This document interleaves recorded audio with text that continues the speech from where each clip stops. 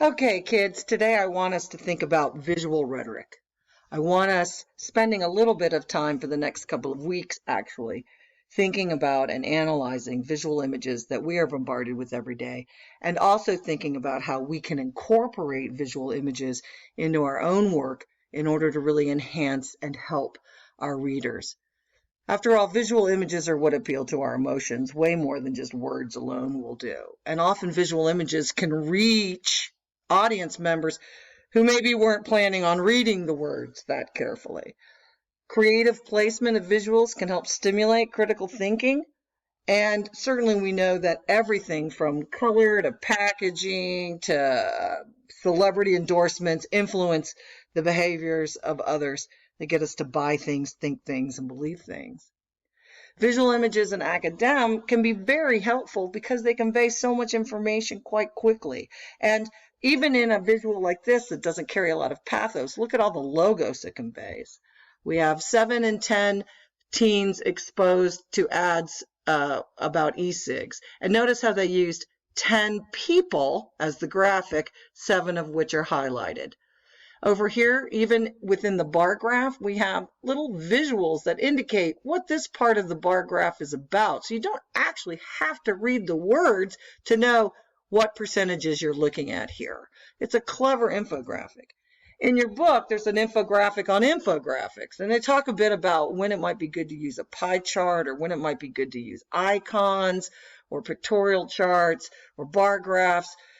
For our purposes, even things like bolding quotes or having them stand out can really enhance the look and feel of a document on the page and get a more emotional, involved reaction from your reader.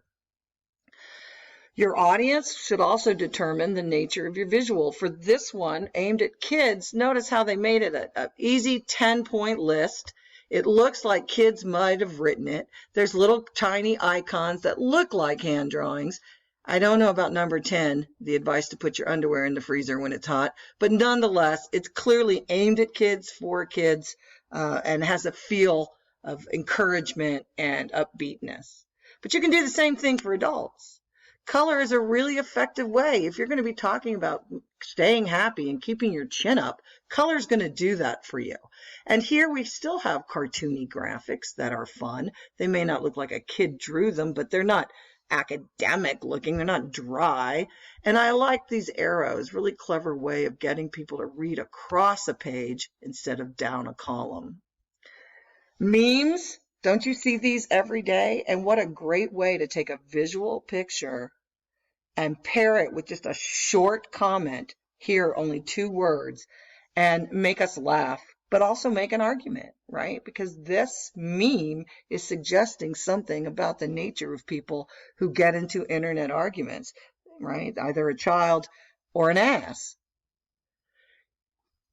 Nothing really gets our attention to that degree as well as a visual image, because it can convey and affect our mood so quickly. The thing to remember when you're looking at anything on the internet or any visual media is that every image is human produced and is therefore biased. It's intended to persuade someone of something, regardless of whether that's an artistic or aesthetic ideal or a commercial one. So we don't necessarily ever want to think that what we see is what is true, even in a photograph. Those things are all easily manipulated.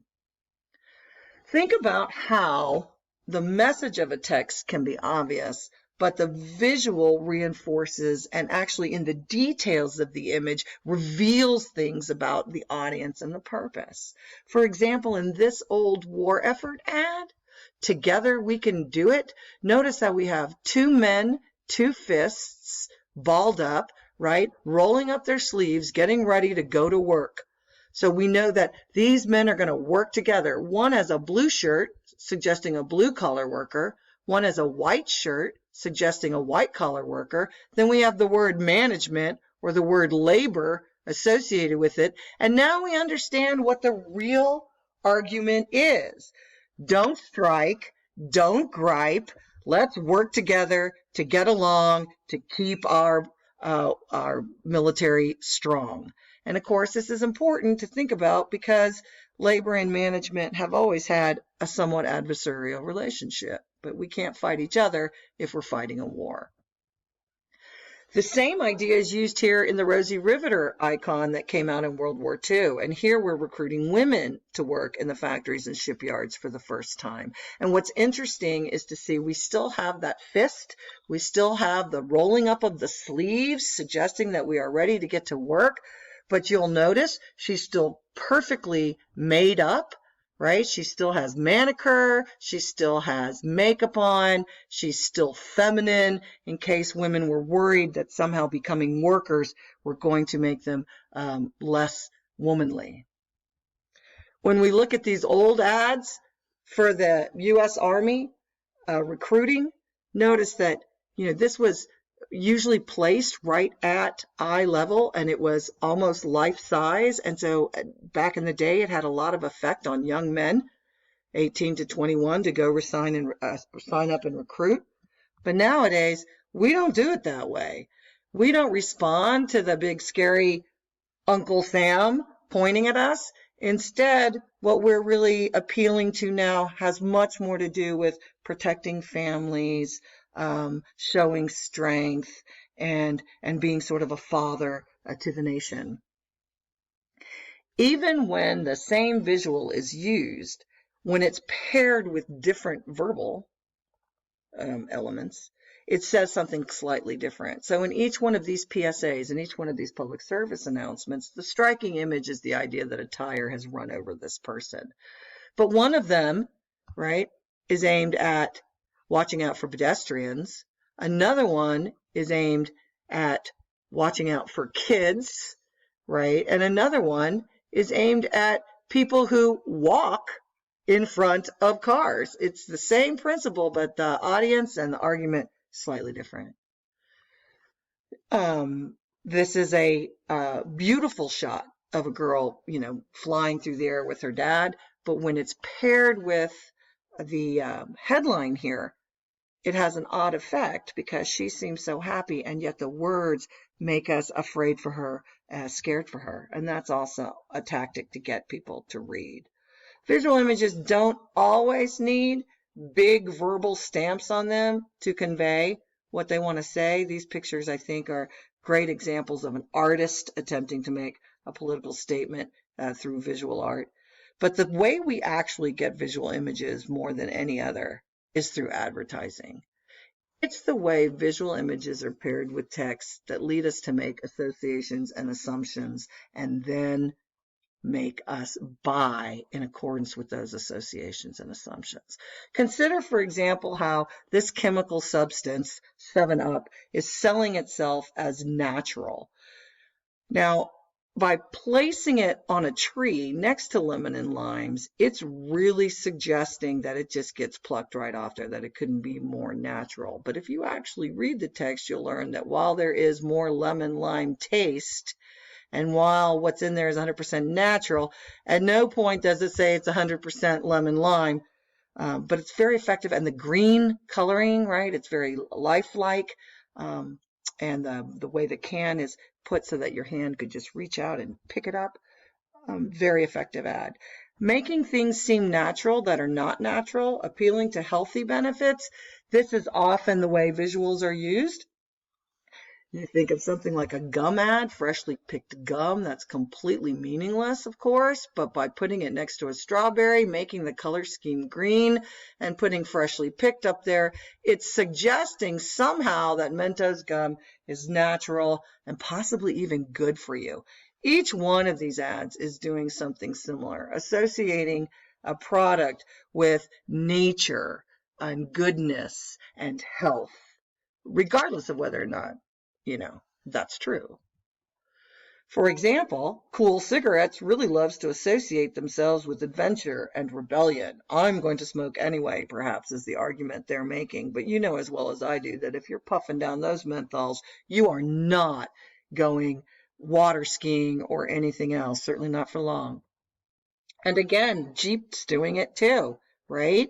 The Jeep is going to take you so that you can go snowboard. People who love this visual image are immediately going to associate it with Jeep somehow and become more interested in that Jeep.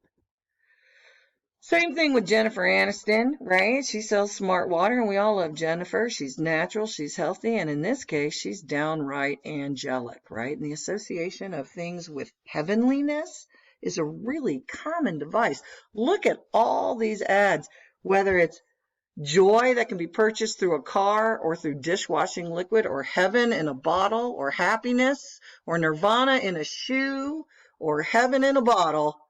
Looky, folks, the promises are all there, and all they have to do is just juxtapose images, very few words, but they're there just enough to make sure if you didn't make that association, they push you over the edge. Of course, in addition to heaven, we like to associate a lot of products and visual images with sex. Sex appeal is very attention-getting, it's arousing, it's titillating, and if we associate it with the product that's being advertised, we are more likely to buy it.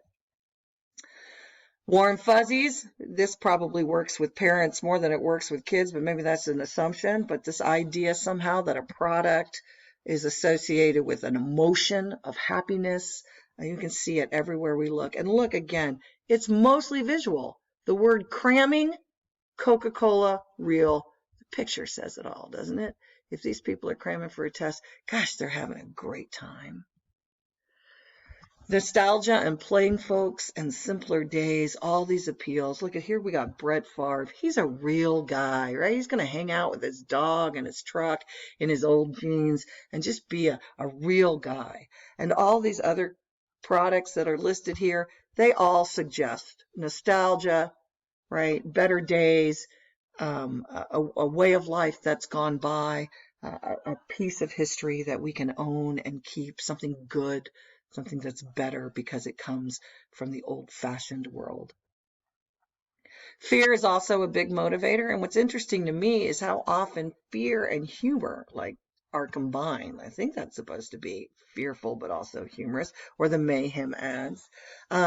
So think about how the picture says it all. Doesn't the picture say it all here? I mean, we don't even really need to read all those words down there to know these people survived, and that's a good thing. Patriotism, we're probably going to see more and more of this as the election year steps up. But notice how just making something red, white, and blue, just putting a flag next to it, or calling it Liberty, or associating the Statue of Liberty with it, or calling it American, immediately hits those patriotic notes, right, that makes you prefer one fast food over another. Magic, right, in a bottle, magic on screen, just instant, life-changing. And notice just how the lighting and the color and the design tells you everything you need to know about what their promise is, what they're trying to suggest, without you actually having to go in and read all the logos. Celebrity endorsements and star power are probably the biggest ways that we move people and we get people to want a product or associate certain values with that product. Transference, well, this is a psychological phenomenon whereby secretly and unknown to us, we really want to be them. And also notice that in many cases, the person is just being associated with the product. They're not necessarily giving a testimonial. There's not necessarily a quote. They're just next to it or by it or holding it, and that makes the argument that they use it or somehow have become who they are because they use it. Verbal elements and visuals are important too, but notice how often verbal elements are highlighted with and by visuals, right? So if they want to convey a sense of urgency, they're going to put it in a big Act Now banner, right? Like Disney DVDs not being available or whatever. Or they're going to reward you or promise a bribe, right? Call now and we'll give you a second one for free. And visuals are often used, right, to highlight and to grab attention and to locate your vision to a particular part of a website or an advertisement. And of course, other ways that verbal words are used is just through glittering generalities and weasel words and things that don't mean anything. For example,